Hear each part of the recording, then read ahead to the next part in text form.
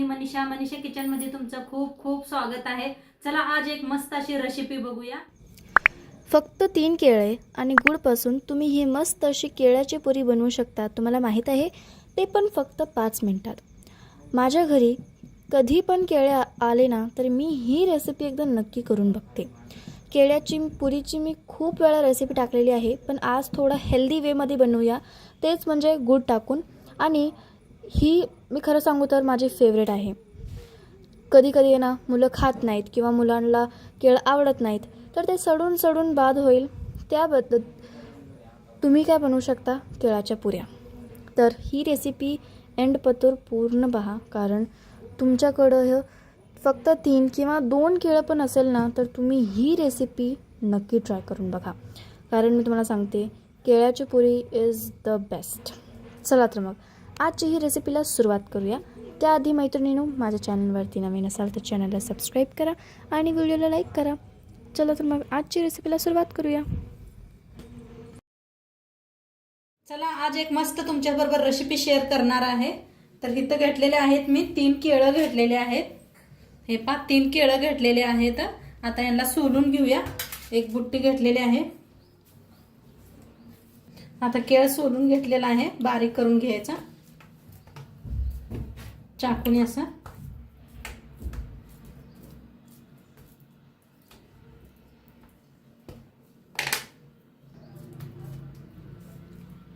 हे बघा केळ तिन्हीच्या तिन्ही अशी बारीक करून घेतलेले आहेत मी।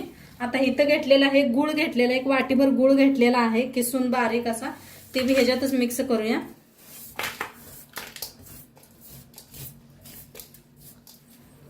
तर गुळ आणि हे असं मॅचर नाही घेतलंय बघा बटाट्याचं, त्यानं असं चांगलं बारीक करून घेऊया।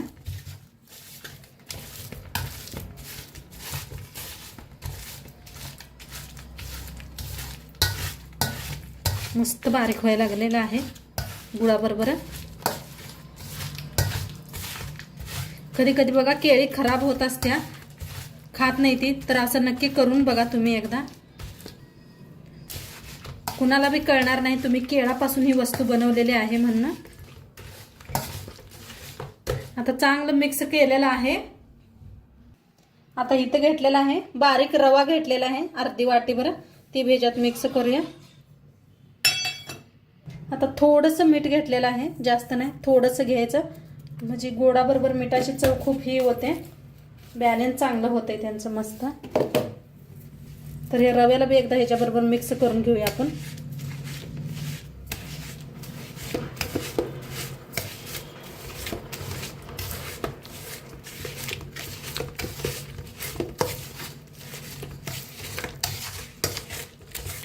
मस्त चांगलं मिक्स करायचं,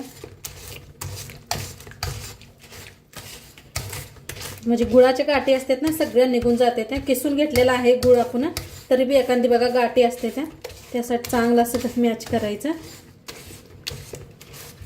तर चांगलं बी रव्याला बी मिक्स केलेलं आहे। आता चाळण घेतलेलं आहे, गव्हाचं पीठ घेतलेलं आहे, तर गव्हाचं पीठ चाळून घेऊया। किती बसतंय ह्याच्यात बघून चाळूया थोडं थोडं करून।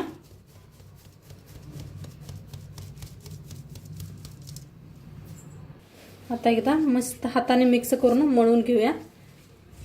किती ह्याच्यात मात आहे बघा, तेवढं बघून आपण पीठ मळून घ्यायचं।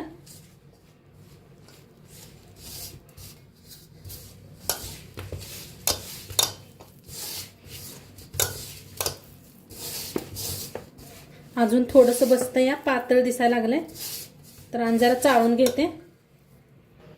तर पीठ असं छान मळलेलं आहे। तुम्हाला वाटलं थोडंसं घट्ट झालं तर थोडंसं पाणी लावून पीठ मळू शकताय तुम्ही। तर मस्त असं मी मळून घेतलेलं आहे पीठ। आता थोड्या वेळ झाकून ठेवूया आपण, तर थोड्या वेळ असं झाकून ठेवूया आपण। तर बघूया आपलं पीठ मऊ झालंय का, तर मस्त झालेलं आहे पीठ। आता ह्याचे बारीक गोळे बनवून घेऊया।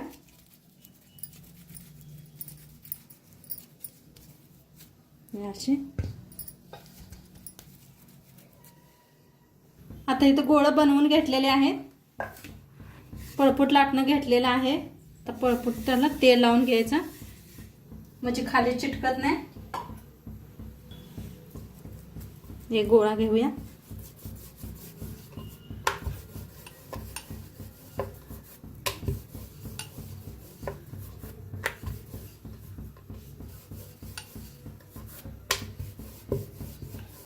मस्त एवढं पातळ लाटलेलं आहे.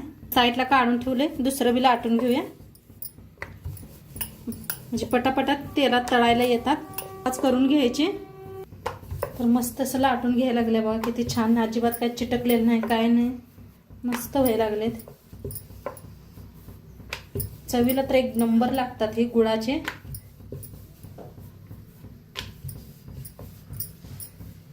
साईडला तेल बी ठेवलेलं आहे आणि इथं 5 लाटून घेतलेले आहेत मी. तळून दाखवते.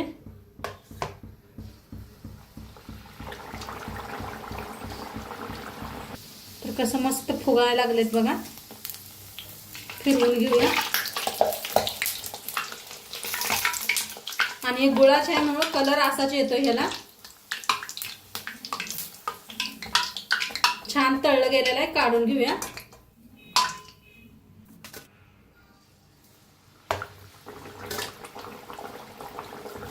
काय भारी फुगायला लागले. मस्त.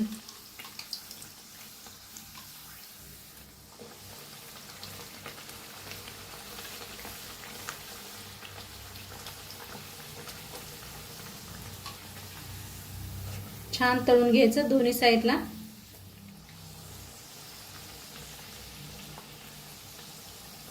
छान तळलं गेलेलं आहे. काढून घेऊया.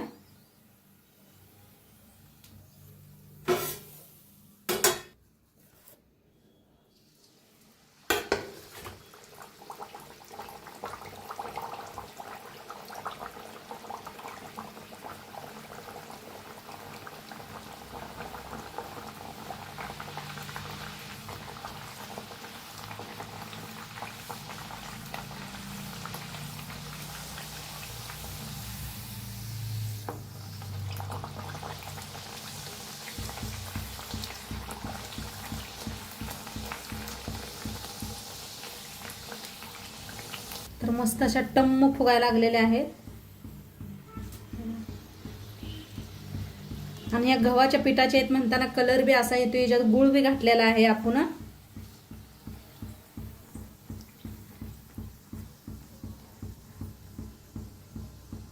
आता केळाचं बघा बंगलोर बन्स बी दाखवलेला आहे मी. ते बी एकदा चेक करा. ते बी मस्त लागतं खायला. केलेलं आहे. ही बी टम्म असं फुगलेलं आहे. काढून घ्यायचं प्लेटात.